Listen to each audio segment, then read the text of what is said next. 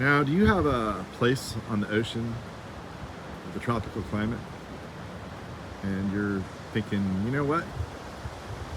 I need a little privacy from my neighbor. What should I plant? Well, I'm going to tell you about a plant that might be something you should consider.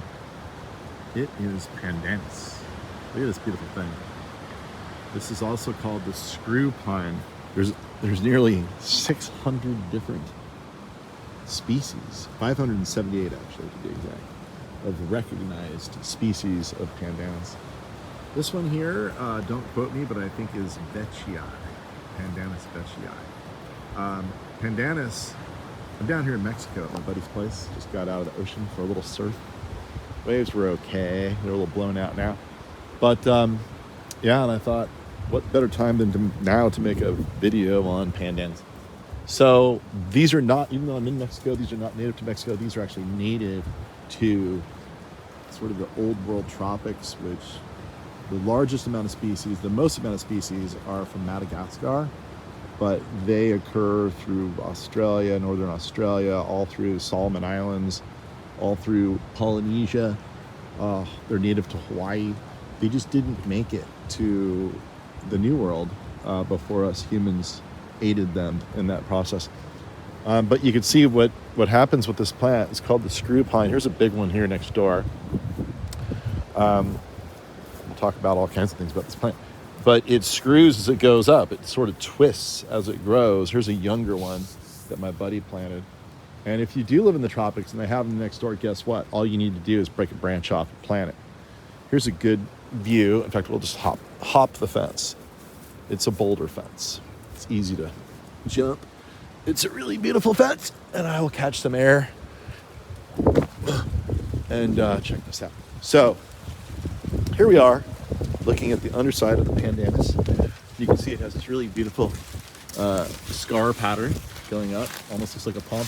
A lot of people think it's a palm, but it's really not a palm. It's not related to a palm at all. But one thing it does have in common with a palm, the coconut palm, is considered the most useful plant in the tropics, you know, creating all kinds of material for habitation, and also, you know, coconuts in the tree. See the coconuts there. And things to eat, shelter, shade, all those things. That's considered the most utilitarian tree in the tropics. This is considered the second most utilitarian tree for a lot of the same reasons, actually. One is that the fruit on this tree, there's on some of all the different species are variable, but there's fruit on some of the species that are eaten raw, cooked. Some create really good nuts to eat, taste like walnuts, depending upon the species.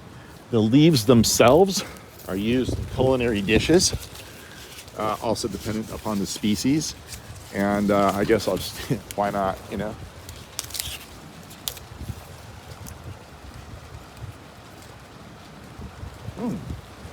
I like the taste. It's rather stringy though. Maybe it's the wrong species. It's kind of good though. But anyway, all kinds of different uses. Also, some of the uses you can see, these things are, because they're so stringy, they are really strong in tensile strength. Tensile's pulling it.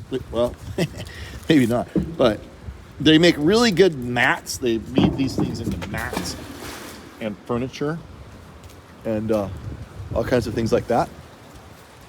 And then they also make a roofing material out of this stuff here, probably in mat form.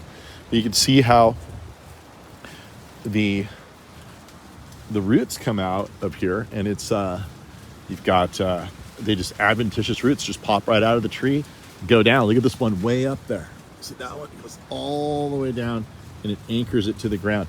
So this is a really important plant for the coastal areas to hold the coast together. Where you have, especially with sea level rise, it's a really good plant if you have, you know, you're worried about losing your coastline, because it just locks everything together. And when the waves wash up into it, which they could here under really stormy conditions, they will be dissipated before they get to more critical infrastructure or more coastline that you want to protect. But isn't that wild how it just pops out? You can see anything that has adventitious roots on its own would be really easy to propagate, because it's always wanting to make roots on the surface anyway. Therefore, you just cut these things off and boom, you're going to get roots. You can plant them in the ground just like I mentioned over there. So let's talk about how the plant can be used in the landscape. It's obviously a big mass. It takes a while to get big. But with the variegated one, it's a beautiful coloration. It gives you that yellow, golden color all year long. But it's especially useful for a screen plant.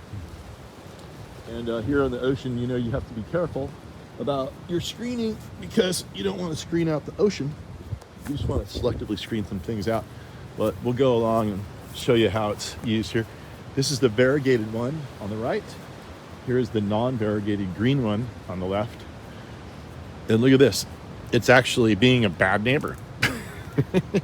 It's trying to encroach across the big rock wall and, colonize Scott's place. This is Scott's place, and this is neighbor's place on the other side of the hill, the fence here.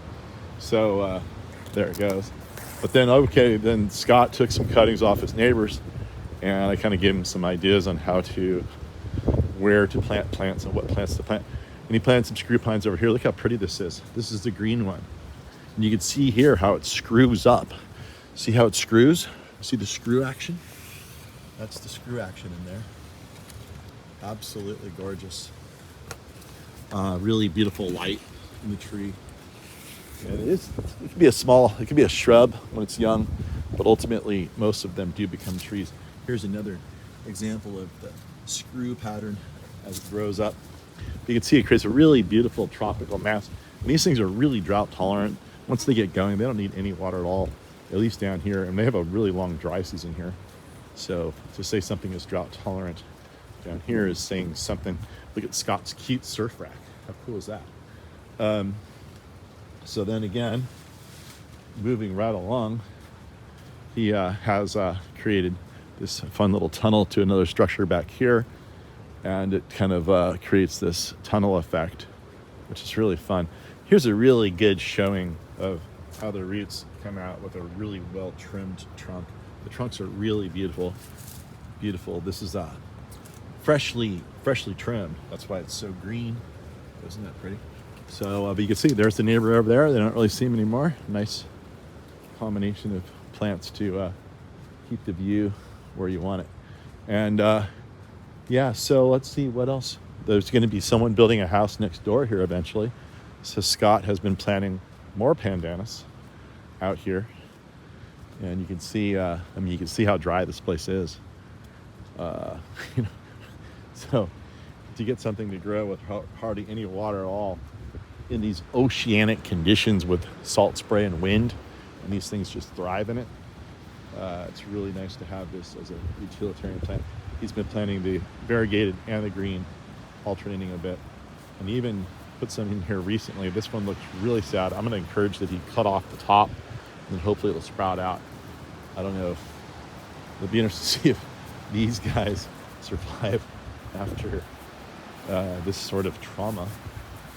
But yeah, I would suggest cutting off almost all the foliage, just leaving a little bit of a sprigs on it when you transplant it.